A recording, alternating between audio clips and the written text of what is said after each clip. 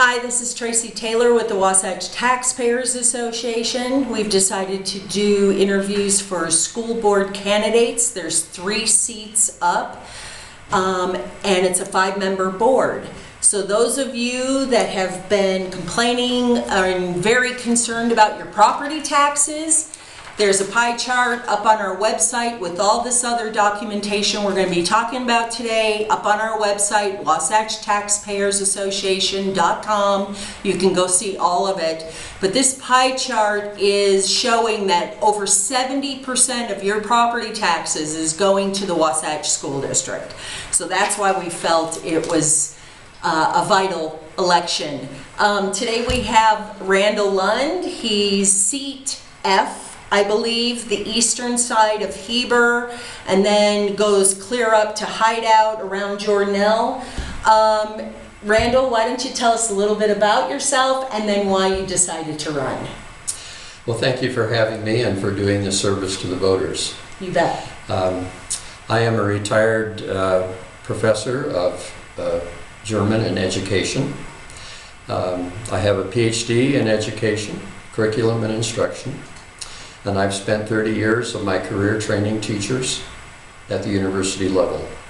That takes me into the schools as I supervise them in their student teaching. So I've seen schools all up and down the Wasatch Front over these years. And I began my career as a middle school teacher in St. George for 4 years teaching English and German.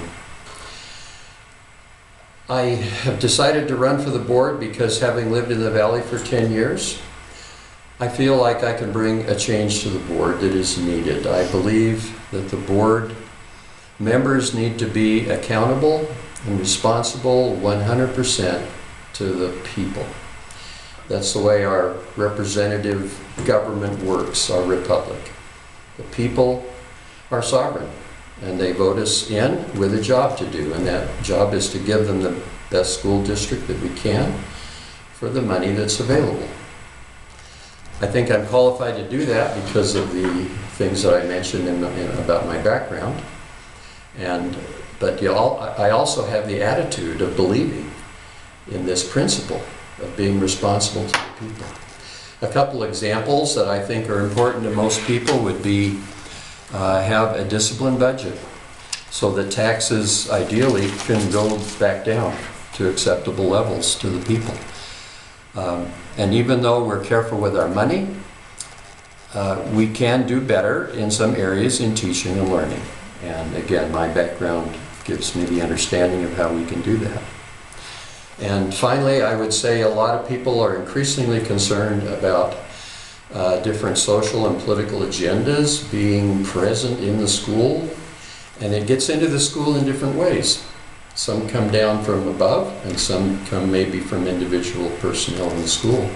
I would give a lot of attention to that and try to keep those influences out of the school so that we're focused on real learning, real education. So what would be your top 2 or 3 priorities if you were elected on the school board? I understand it's a board, you have to work with 4 others, Right. But are there certain priorities you have that you would like to try and implement? Well, I think the first thing that comes to mind is the budget. Mm-hmm. I just think that's where we start, because we spend money to accomplish our goals, and we need to get that correct and have it acceptable to the people. So attention to the budget. Where can we save money? Where are we spending unnecessarily? Part of my experience in education would help me decide where we spend the money most effectively to get better learning. For example, teacher pay is always a big thing, but I think in the last few years that's been addressed fairly well, so I don't think that that's an issue. But on the other hand, maybe help for teachers, teacher aides. I know that's a bit of a problem. That's a tough position to fill. Mm-hmm. Maybe if we pay a little bit more there and have some training for people and some support, we could help the teachers that way. Mm-hmm. So there have been some recent decisions by the school board I want to get your opinion on.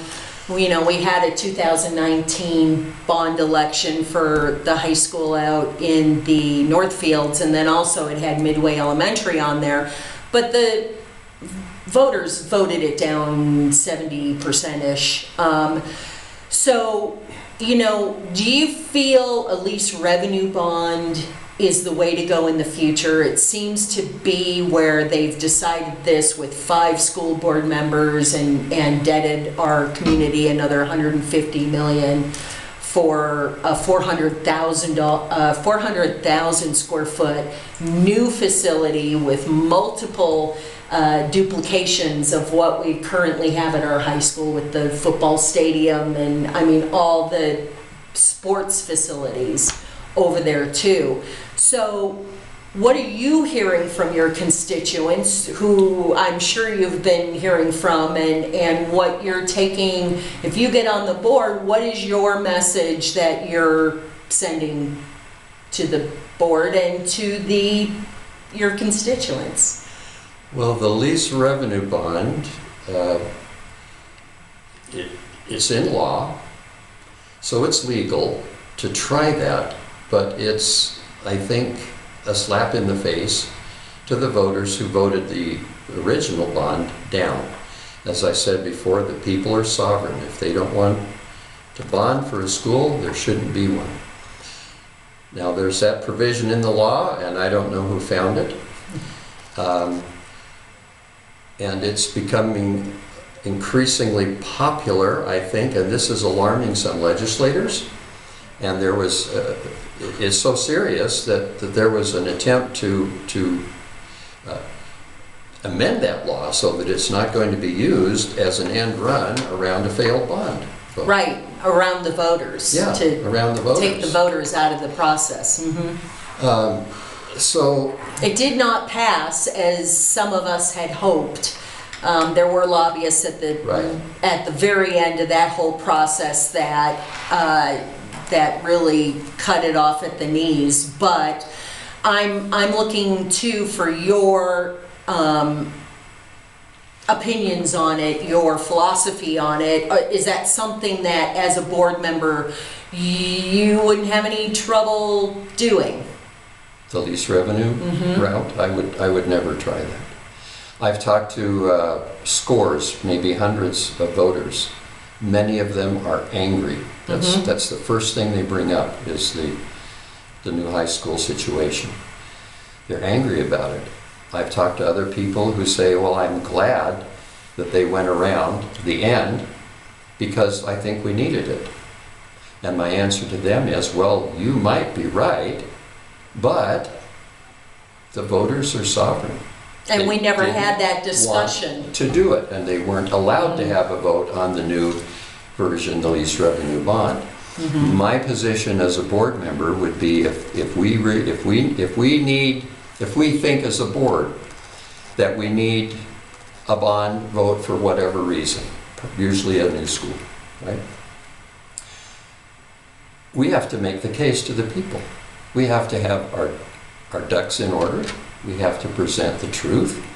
We have to tell them the truth and explain why we need this. If it still fails, then we haven't done our job as a board. If we really need it, we go back to the, no pun intended here, we go back to the drawing board. Yep. And see what we can do to compromise, get along without it. Yeah. Find a middle road. The board should be a listening board, and it should listen to the people. And so we should, yes, bring people in and see what kind of middle ground there is. But in the end, the people are sovereign. We have to respect their wishes. The other issue that's coming up this year, and possibly if you're on the board in January, this may be a decision. Heber City is trying to get the school district and the Wasatch County Council to approve somewhere around 20% of the property tax going to those entities to be funneled to Heber City to reinvigorate Main Street, to redevelop. And the argument there is that in the long run, there will be more, more sales revenue for everybody. What are your constituents saying? How are you feeling about voting to, because you have a ton of people outside of Heber City as your district. Your district is Right. pretty much outside We of are Heber City. outside the city How did those, entirely. yeah, how did those voters feel about their money to the school district being diverted over to Heber City? Well, to be honest, I haven't brought that specific issue up except a couple of times. My reaction is, why does the district have all of this extra money that they can invest elsewhere? That's a problem for me. Mm-hmm. They shouldn't have a lot of money sitting around that they can invest somewhere. If they do, our budgets are too big. Mm-hmm. We'll cut it back. I would not vote to participate in that plan. There's one other issue that we're hearing more about is somewhere down the road, probably in the next 4 years, they're going to be talking about building a new elementary school. Now, the enrollment numbers have flattened. They have not grown at the trajectory that we were told a couple years ago. Right. So these numbers, all these graphs are up on our website, but basically here in 2023 and 2024, the enrollment has plateaued. There is not increased enrollment, yet they're really talking about building a new elementary school. But now, that truth in taxation hearing last summer was actually to start building up their capital fund. So they will have 25 to 30 million in their slush fund at the capital fund, which can be used for anything. It's not earmarked. So that they have the cash on hand to just go build a school whenever they're ready for it, which then again takes the voters out of the process. So between the lease revenue bond and the cash on hand that they're looking at doing, where they're going to have cash in the future and they don't ever have to have an election, how do you feel about that as a taxpayer and as a board candidate? Again, it's concerning whenever the district is building up cash reserves. We need a certain amount of reserve because there are unforeseen cost increases and other issues, and Emergencies. emergencies. And as an outsider, I would have to find where that balance is. Mm-hmm. How much is reasonable to have in reserve and how much is too much. Mm-hmm. But I don't like the idea of building up a bunch of reserves so that you can do whatever you want because you got the money in the bank. And that capital fund is not earmarked like a GO bond, a general obligation bond that goes to the voters, that is earmarked for that project alone. So they can't spend it anywhere else. So that is something I think the taxpayers of our county want to know how you feel about that. Is there anything else you want to talk about that we haven't talked about yet? I want to give you a little bit of time. Well, we're on fiscal matters, so that's sort of on my mind right now. And again, I would emphasize that understanding schools, as I do, and how they work and how we got to be where we are,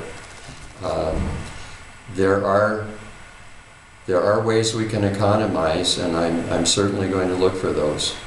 I'm thinking about the levy and the budget and the taxes. And I have a feeling that the board perhaps counts on the increased assessment of the county as guaranteeing them more money every year. And I don't think we ought to be spending more money every year just because the taxes are coming in. So I want to look at how can we get as lean as we can. Not mean. Right. But lean. So while we're responsible to the taxpayers, we are responsible for the district and the employees. They work for us. We want to take care of them. Mm-hmm. We want to be mean to them. Right. But we want to economize wherever we can and give the leanest budget to the people that is possible. Great. Well, tell everybody why they should vote for you and maybe where they can find you online or a phone number, email, whatever you want to share. Sure, Randall Lund, and as I have said a couple of times, I'm running to represent you, the people, 100%. You can find me at lundforyou.com online and also Lund for Wasatch School Board on Facebook. And thanks for the interview. You bet. We're happy to meet you.